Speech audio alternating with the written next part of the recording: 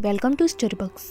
तो अब तक हमने देखा था कि महारानी चाहती हैं कि प्रिंस ली चाओशेंग से उनकी मुलाकात कराएं और वो उन्हें एक नेकलेस देती हैं जो कि वो हमेशा पहना करती थी। तो क्या है उस नेकलेस का सच, चलिए देखते हैं। तो आगे की कहानी शुरू करते हैं।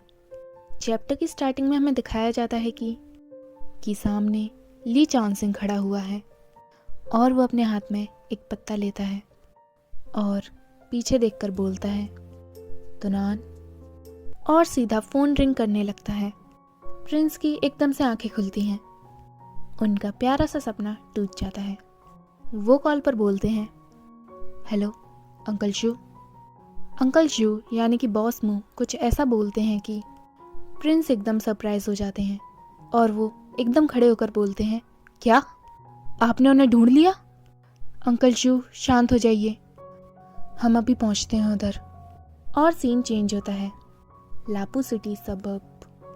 बॉस मुंह प्रिंस से बोलते हैं, मेरे लोगों ने यहाँ कई सारी मशीनरीज पाई थी, इसीलिए हमें शक हुआ। और देखो, लापू सिटीज़ में ही उनकी कई सारी एक्टिविटीज़ हो रखी हैं। थोड़ी चेकिंग के बाद पता चला कि ये बंगला वही बंगला है जहाँ ली चाओशेंग छुपा हुआ है। प्रिंस टेलीस्कोप से उस बंगलों की ओर देखते हैं। थोड़ा जूम करने के बाद उन्हें दिखता है कि ली चाओसिंग उधर ही खड़ा हुआ है। वो कुछ सोच रहा था और टेरेस पर खड़े हवाओं का आनंद ले रहा था। प्रिंस उसे देख ब्लश करने लगते हैं और उनका दिल तेजी से धड़क रहा होता है। ली चाओसिंग, वो उसे ही देखे जा रहे थे। तब तक देखे जा रहे थे जब तक बॉस मुंह ने उन्हें टोका नहीं। अब तुम क्या करने वाले हो? प्रिंस बोलते हैं, हम पहले उस बंगलों में जाएंगे और ली चाओसिंग से अकेले में मिलेंगे। बॉस मुंह चिल्लाते हैं, तुम ये नहीं कर सकते। क्या इस सब की रिस्पॉन्सिबिलिटी तुम ले लोगे? ली चाओशेंग चाहता है कि वो तुम्हें मार दे, समझे तुम? प्रिंस बोलते हैं, हम वहाँ इसीलिए जाना चाहते हैं क्योंकि ये हमारी रिस्पॉन्सिबिलिटी ही है। और रही बात ली चाओशेंग की, तो ये मुद्दा हम शांतिपूर्वक सॉल्व करना चाहते हैं और इसके लिए हमें ली चाओसिंग की मदद चाहिए। हम सबसे पहले ली चाओसिंग से मिलेंगे और उससे हेल्प मांगेंगे कि वो हमारी ली चाओशेंग से सुलह कराने में मदद करे ताकि बातें और आगे तक न जाएं। और सीन चेंज होता है रात को ली चाओशेंग्स प्राइवेट विला।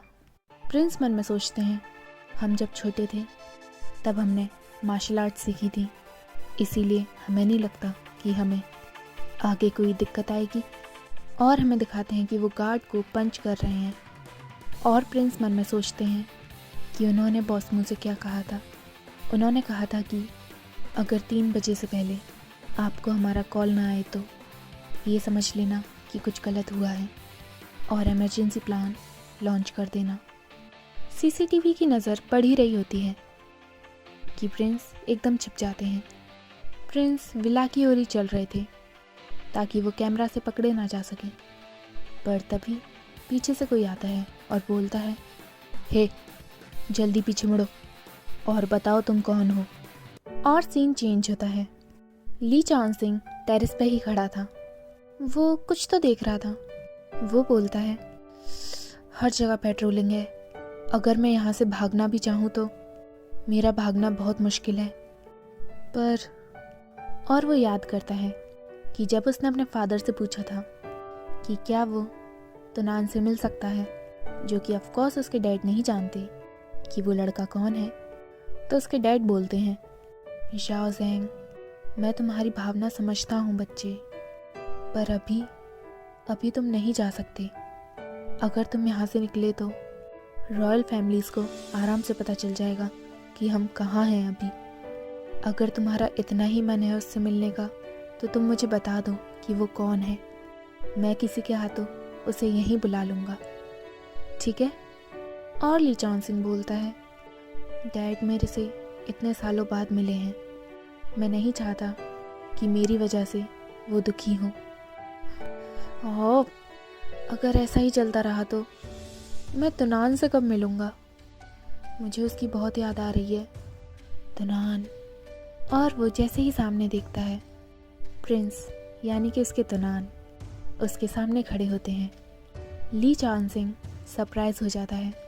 अपनी आंखों के सामने तुनान को देखकर उसकी धड़कनें तेज़ होने लगती हैं और उसकी आंखों में वो चमक जो कि कहीं खो गई थी वो साफ साफ दिख रही होती है। वहीं प्रिंस उस गार्ड को चकमा देने के बाद सीधा ली चांसिंग के पास आते हैं। वो खड़े होते हैं और ली चांसिंग की ओर देख रहे होते हैं। ली चांसिंग उनकी ओर देख रहा होता है और वो दोनों कुछ नहीं बोलते, बस वो एक दूसरे को देख रहे होते हैं। तभी ली चांसिंग चुप्पी तोड़ता है और बोलता है, मैं पागल हो गया हूँ, मुझे फिर से तुनान दिख रहा है। और वो अपना हाथ प्रिंस की ओर बढ़ाता है। मगर फिर भी अगर ये सपना है, फिर भी। और वो प्रिंस को गले लगा लेता है। मैं तुम्हें अपने गले से लगाना चाहता हूँ ताकि तुम फिर ना जाओ। वो और टाइटली प्रिंस को हग कर लेता है। I miss you, I really really miss you तुनान। और वो मन में सोचता है, इस बार तुनान की बॉडी बहुत ही वार्म है, जैसे कि वो मेरे सामने ही है। वहीं प्रिंस उसे गले लगाकर बोलते हैं, आई मिस यू टू। और वो मन में सोचते हैं, बहुत दिनों बाद मिले तुम लिटिल पोटैटो। काफ़ी देर गले लगाने के बाद ली चांसिंग महसूस करता है कि प्रिंस गायब नहीं हुए, जैसा कि वो अक्सर हो जाया करते थे, और वो उन्हें छूने लगता है। वो मन में सोचता है कि एक मिनट, ये सब काफ़ी रियल लग रहा है, कहीं ये मेरा वहम नहीं है। और वो प्रिंस की ओर देखता है। तुनान, तुम हकीकत में हो। और ली चांसिंग मन में सोचता है, ओह गॉड, ये मैंने क्या कर दिया। मैंने तुनान के सामने फिर से अपनी हद पार कर दी। वो यही सब सोच रहा होता है। तभी प्रिंस उसके गालों को पकड़ते हैं और उसके पास आकर उसे ध्यान से देख रहे होते हैं। उसे देखते वक्त उन्हें एक खुशी सी महसूस हो रही थी। वो मन में सोचते हैं, इसकी आईब्रोज बिल्कुल नहीं बदली, जैसे बचपन में थी वैसी ही हैं। आखिर हम इसे कैसे ना पहचान पाए। पर फिलहाल हम तुम्हें नहीं बता सकते कि हम तुम्हारे लिटिल क्राइंग डम्पलिंग हैं। Little potato. वो ऐसे ही उसे देखे जा रहा था। वहीं ली चांसिंग मन में सोचता है, ये क्या कर रहा है। वहीं प्रिंस मन में सोचते हैं, हम चाहते हैं कि तुम हमें जानो और हमें देखो, लेकिन जब हम छोटे थे। वहीं ली चांसिंग मन में सोचता है, कहीं ये भी तो। और एकदम से नीचे से एक गार्ड गुजरता है। ली चांसिंग सीधा प्रिंस को छुपा लेता है और दोनों नीचे बैठ जाते हैं। श्श, ध्यान दो, नहीं तो तुम पकड़े जाओगे। और वो दोनों ऐसे ही नीचे बैठे हुए थे और एक दूसरे के काफ़ी करीब थे। उन दोनों की सांसें एक दूसरे के चेहरे को छूती हैं और प्रिंस ली चांसिंग की ओर देखने लगते हैं। वो दोनों ही ब्लश कर रहे थे। तभी प्रिंस एकदम से ली चांसिंग से दूर हटते हैं। ली चांसिंग को कुछ समझ नहीं आता। फिर प्रिंस बोलते हैं, तुम ठीक हो यहाँ? वो असल में हमें हाँ अंकल जू और मिस जू तुम्हें बहुत याद करते हैं। वो दिन भर तुम्हारी ही बातें करा करते थे।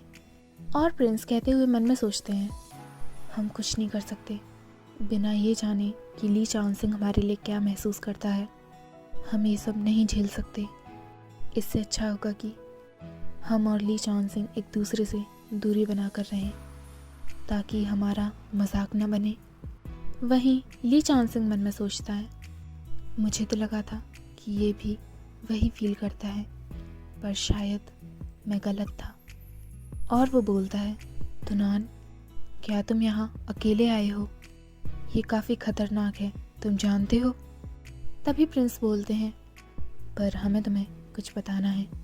और हमारा चैप्टर एंड होता है। फिर नेक्स्ट चैप्टर में ली चांसिंग कुछ सोचता है, फिर पूछता है, तुम क्या कहना चाहते हो?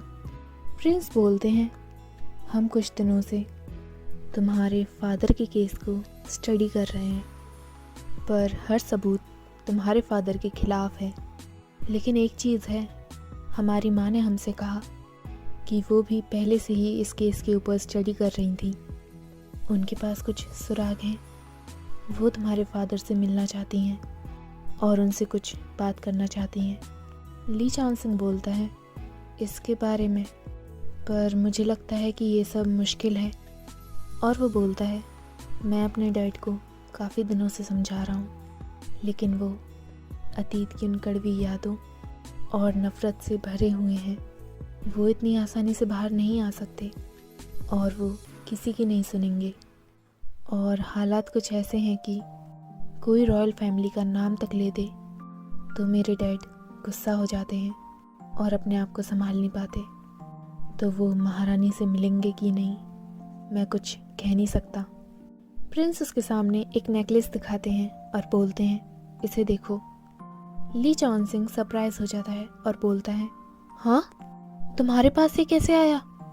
प्रिंस उसके पास आते हैं और बोलते हैं, तुम इस नेकलेस को पहचानते हो? ये वही नेकलेस है जो हमारी माँ हमेशा पहना करती हैं। उन्होंने कहा कि जैसे ही तुम्हारे फादर इस नेकलेस को देखेंगे वो राज़ी हो जाएंगे हमारी माँ से मिलने को। तो क्या तुम इस नेकलेस के बारे में जानते हो?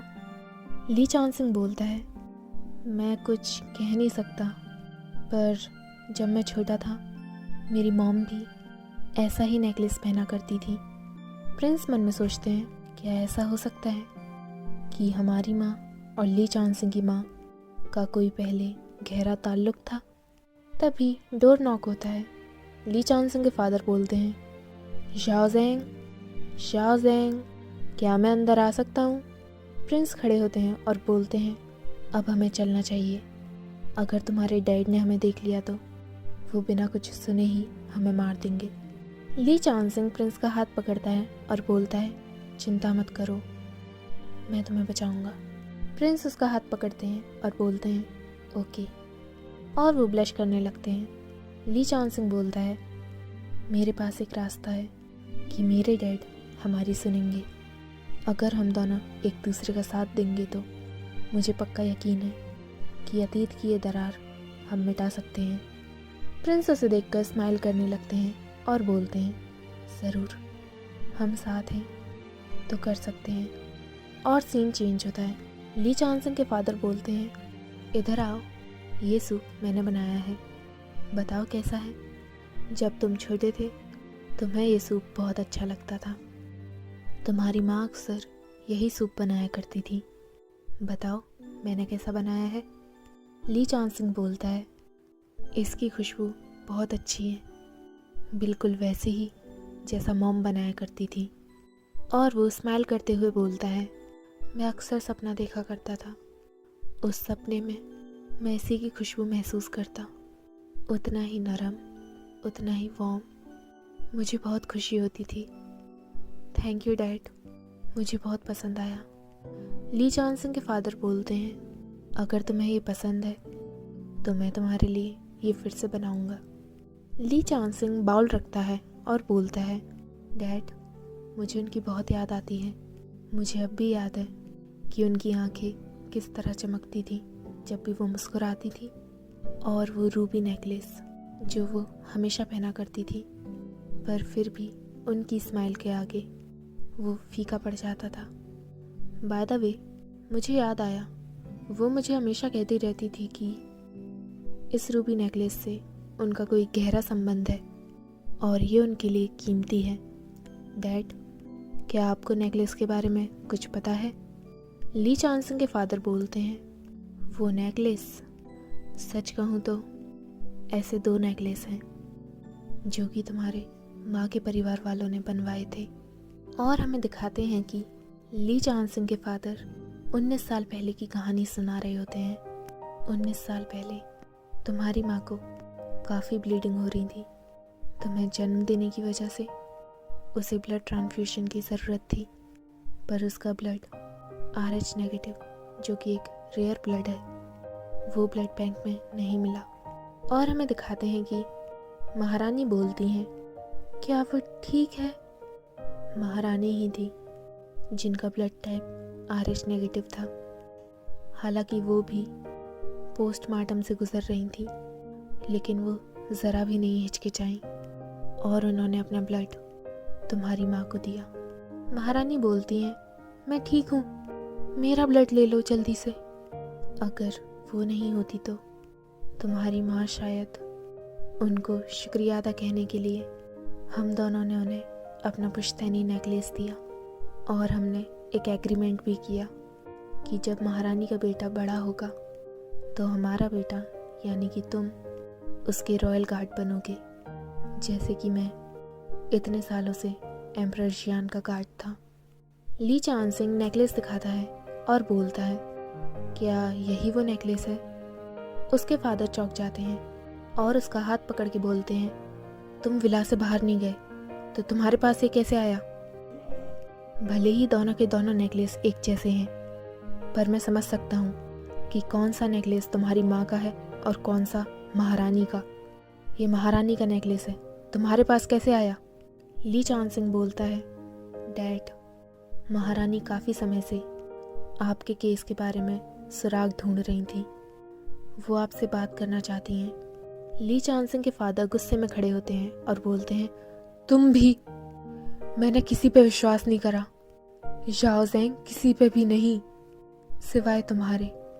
पर तुम भी मेरे दुश्मन के कांटेक्ट में थे। क्या? किस पे विश्वास करूं मैं?